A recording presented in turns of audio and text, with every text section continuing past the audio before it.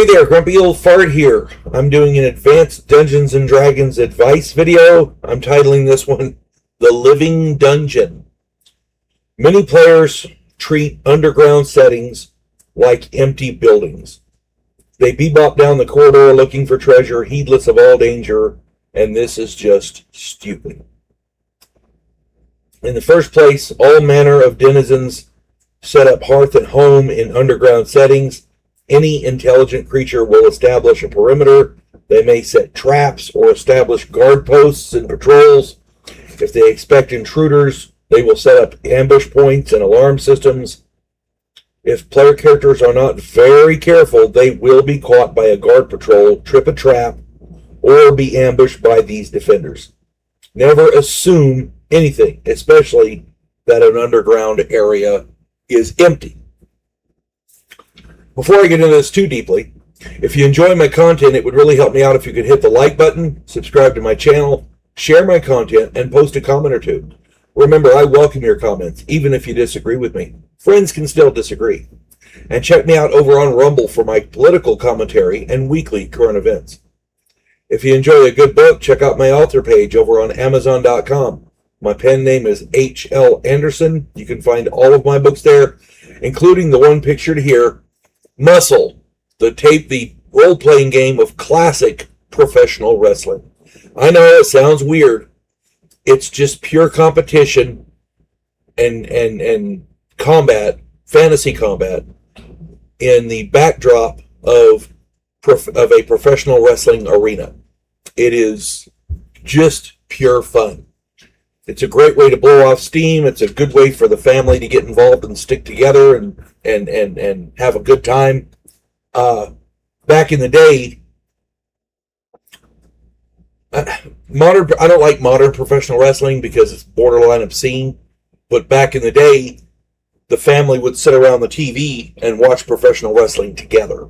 It was a weekly event for the local territory. That's what I miss, and that's what this game is about. It's for the entire family. You can get your family and friends together and create your own territory right there in your own home. Yeah, I hope everything on my author page is kind of quirky weird, so if you enjoy the quirky weird, check it out. You might find something you like. All right. The Living Dungeon. Whenever you're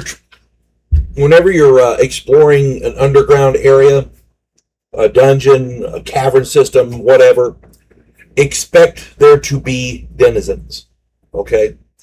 When I say the living dungeon, I don't mean that I don't just mean that there are creatures living in there.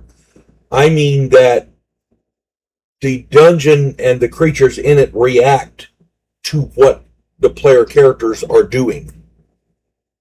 If that makes sense. Let me see if I can elaborate a bit. Sound and light discipline when you're in an underground area are essential. You got to stay sharp, and you want to explore the area. But if you have infravision, you won't have to worry about the light discipline too badly if all the characters have infravision. But if you're a human or whatever, if you don't have infravision, yeah, you're going to need a light source so you can see what's going on. Otherwise, you're fumbling around in the dark. And light sources are beacons to everything underground. If it lives underground, chances are it's got infravision. Stray, sharp sounds or excited voices echo down corridors. The sounds of battle likewise carry. Any such sounds will alert denizens of the player character's presence. Torchlight can be seen from hundreds of feet away, even though the torch's illumination area is much smaller. So your torch illuminates, 30 feet or whatever the hell it is. That little illumination area. Lanterns are a little more. But those lights can be seen from hundreds of feet away. Keep that in mind. In a dark area, light is easy to see and will raise alarms. I played in a game. This is not a Dungeons and Dragons game. It was a recon game, Vietnam Warfare, and I talked about this in a video. We were exploring a tunnel network, and every 30 feet or so, we ran into a guard. We took each of them out with automatic weapons fire, but that automatic weapons fire underground miraculously did not alert other guards that were just down the tunnel.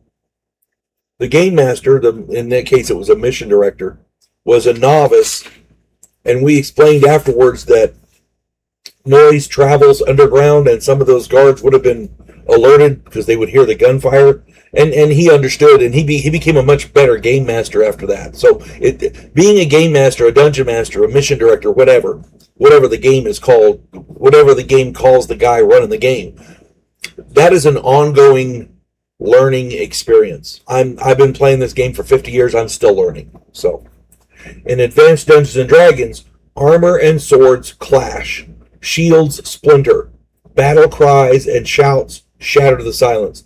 If you can take a sword wound to the arm or to the gut and not scream, you're one hell of a man. That's all I gotta say. All of these noises will serve to alert any of the denizens. And again, remember your light discipline, because a hooded lantern is nice.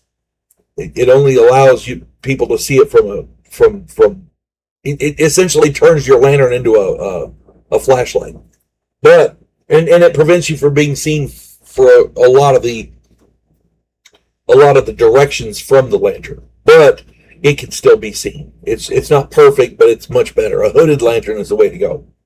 The point of this video is that players who think that the denizens of any underground setting are blind and deaf idiots are asking for a total party kill, a TPK. Any interaction in a dungeon has the adverse effect of possibly alerting everyone and everything in the area to the player character presence. Consequently, the bad guys will be better prepared and may enact plans to ambush or attack them. Traps are not always designed to injure or kill intruders. Some of them just create noise to alert nearby bad guys. Kind of like modern day trip flares. It shoots a flare up into the sky and lights up the area. If you have tin cans, you can string them along a trip wire, and if somebody hits it, it makes noise. Yeah, that's the same concept here. Traps are not always designed to injure or kill. They just some of them are designed to alert someone of your presence. Some traps cause cave-ins, trap the victims, or limit egress through specific passages. Once immobilized, the defenders can use fire, gases, or water to eliminate the player characters. Water traps underground are deadly. Fire traps underground, they need fuel and they need air, so they're not as prevalent, but water traps underground are just deadly. Yeah, if you're trapped in an area that's filling with water and you can't get out, you're going to drown. It's just the way it is. The living dungeon reacts to what the player characters do. It can take steps to eliminate them and changes in accordance with the variable dynamics the players create. Anything the player characters do affects the rest of the labyrinth as the denizens react to them. So you want to create as small a footprint as possible. There's another aspect to this that I didn't really go into in my research, but I need to mention it here because it would be wrong for me not to mention it. They used to have this thing called a wandering monster, and usually it was an orc or a goblin or a bugbear or whatever, or a group of them. And they're wandering through the dungeon doing the same thing the player characters are doing, looking for stuff. And when they run into the player characters, there could be conflict.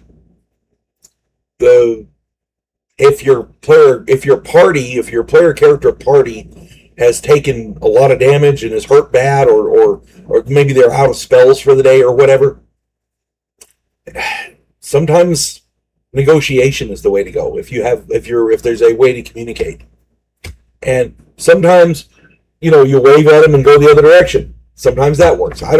My point is, not every denizen wants to kill you, but every denizen is probably capable and willing to if the need arises.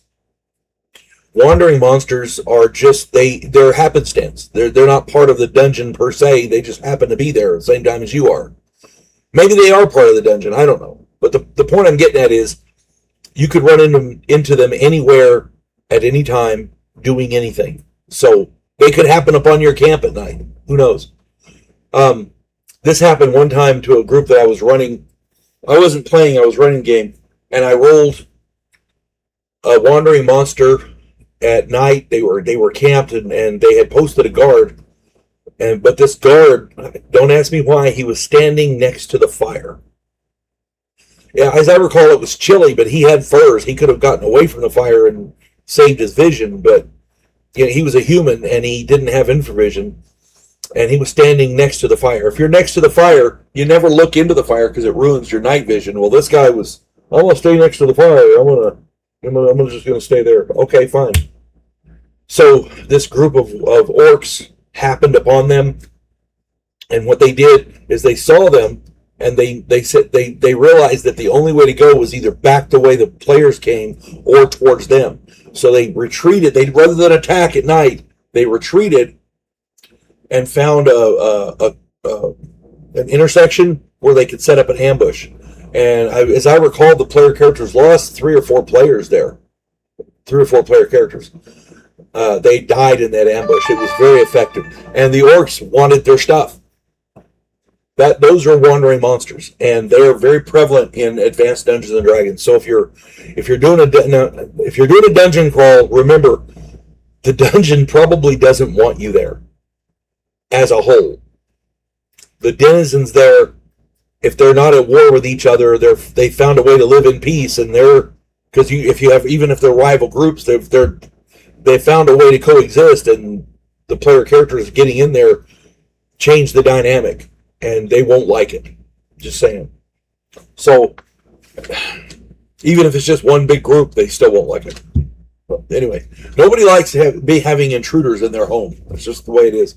The whole reason we have the Second Amendment today. So anyway, well, it's the secondary reason, but it works well. And anyway, if anybody else has any more advice, any more information, maybe some stories of wandering monsters or player characters not bothering with stealth in a dungeon, stick that in the comments. I'm sure we'd all love to read it. You folks have a good one. God bless one and all.